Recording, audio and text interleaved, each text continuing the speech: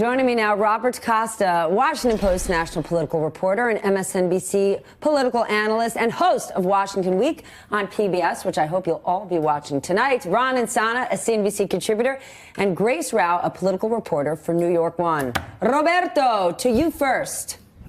What's the president doing to avert this shutdown? Do you foresee him? I believe he is going to come in, wearing a cape, flying in, saving the day at the very last moment. Just as the market starts to shake in fear, the president will swoop in, the market will recover, and then he can say, who's giving all the credit to Obama for the rallying market? It's all me. If he's going to be able to get the Democrats to come along, Stephanie, he has to show some kind of signal. I was at the Capitol last night. Democrats say they're looking for some kind of sign from the president that he's serious about doing a deal for the Dreamers, that he's not just going to work with the hardliners, the conservatives like Senator Cotton and others, that he's actually going to move forward in the coming weeks to do that kind of deal. Unless they see that, the Democrats believe they have a moral imperative, a political imperative to take a stand and not go for the spending bill.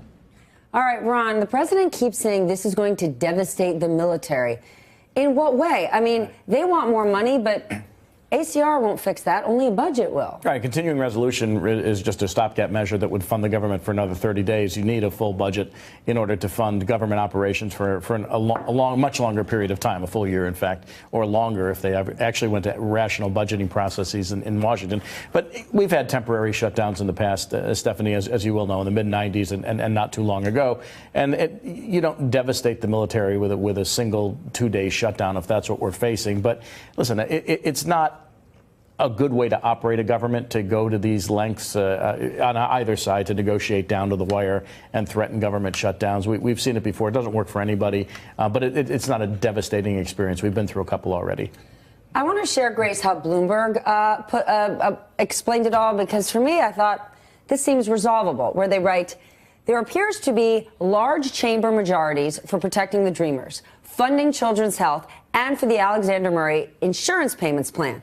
So if Ryan and McConnell cut the deals that are already out there, ignoring the radicals, ignoring that, President Trump loves to go back to his base or his campaign promises, they can get this thing done. They could get it done, but there's been chaos. I mean, that's what we saw. They seemed close to getting something done last week. I think that they're afraid of that base that has put Donald Trump in the White House, and they're afraid of facing them in 2018 when they go out and seek re-election, because that was a very mobilized base, and immigration has been such a hot button issue for that Republican base. And look, it's all going to come down to the framing of this shutdown, should it indeed happen. And if immigration is viewed as the holdup, that could be something that Democrats are paying for at the ballot box as well in some states that Trump did very well in back in 2016. Robert Costa, Chuck Schumer, we played some sound earlier. He was referring to what the president said about a shutdown. That was back in 2013. I want to share that.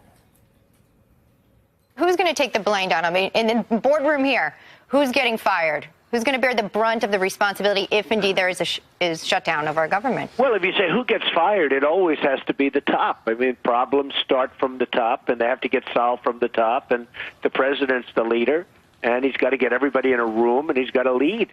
Okay, so this is now President Trump back in 2013 saying if there's a shutdown, the person to blame is the president. Fast forward. We know that President Trump, he's got the nickname Teflon Don. It doesn't matter what he says in the past. The people who support him certainly say it doesn't matter what he said before. He's a guy who can get things done. Look, the Republicans could have a talking point if the government shuts down tonight. And every Republican I call up on the phone as a source, the first thing they tell me is it's the Democrats' fault. But then I remind them, and this is going to be the political reality, Republicans control the House. Republicans control the Senate. Republicans control the White House. As much as they want to point a finger at the Democrats and say the Democrats aren't helping the children's health insurance program, that's more of a congressional point. It's an inside baseball point. The country is watching Republicans in power and not being able to function or at least cut a deal that would keep the government open.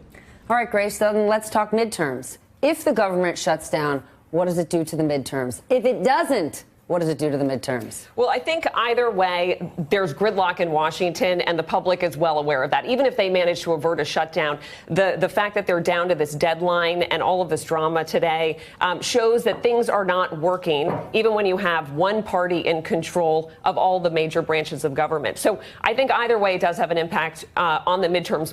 But what I think is interesting, and I keep thinking about, is that the dysfunction and the gridlock in Washington is in part what fueled Donald Trump's ride to the White House. And so the impact at the ballot box in 2018 may be that voters say, listen, Washington establishment politicians are not getting the job done, and they may want to send more anti-establishment politicians to Washington, which in turn could create more situations like this. So this may hardly be the end of the gridlock and the problems we've seen in the Capitol. You're saying it's going to be more fun? Well, if this is fun, if you can. Yeah. If All right, well, we know who's characterize having it as fun. that. Investors. Futures are up this morning, Ron. Yes, What they does are. that tell us? Well, listen, the market, the stock market's a near-term call on corporate profitability. So right now, corporate profits look great. The economy's pretty strong. We saw jobless claims yesterday fall to the lowest level in 45 years. So at 220,000 claims, labor market is really white hot at this point. The economy looks fine. That's what the market, is looking at, and also looking at a synchronized global economic recovery that's supporting all markets of the world. We need to remember that the global economies, it's not just the U.S. economy, around the world. Well, wouldn't you think, though, with a possible shutdown looming, we would see the market tick down? Or is the market saying, please, it ain't happening? I think the market views this as kabuki. You know, we've seen it before, you know, and the outcome, it gets resolved. It's a passing crisis, if you want to call it that, but it's a mini crisis. It's a 2-day thing. It's a 2-week thing.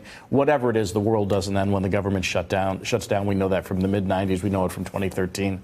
So the market's looking at other stuff that's more germane to stock prices. All right, good conversation. Bob, I'd like to point out again, another Friday is here, and you're tearing up the script. There's zero chance you can plan for your show. And whatever you planned yesterday, you have no idea what's going to come tonight. Welcome to live TV, Bob. Thanks, Stephanie. You started it out right. I'll try to close it tonight. Hey there, I'm Chris Hayes from MSNBC. Thanks for watching MSNBC on YouTube. If you want to keep up to date with the videos we're putting out, you can click subscribe just below me, or click over on this list to see lots of other great videos.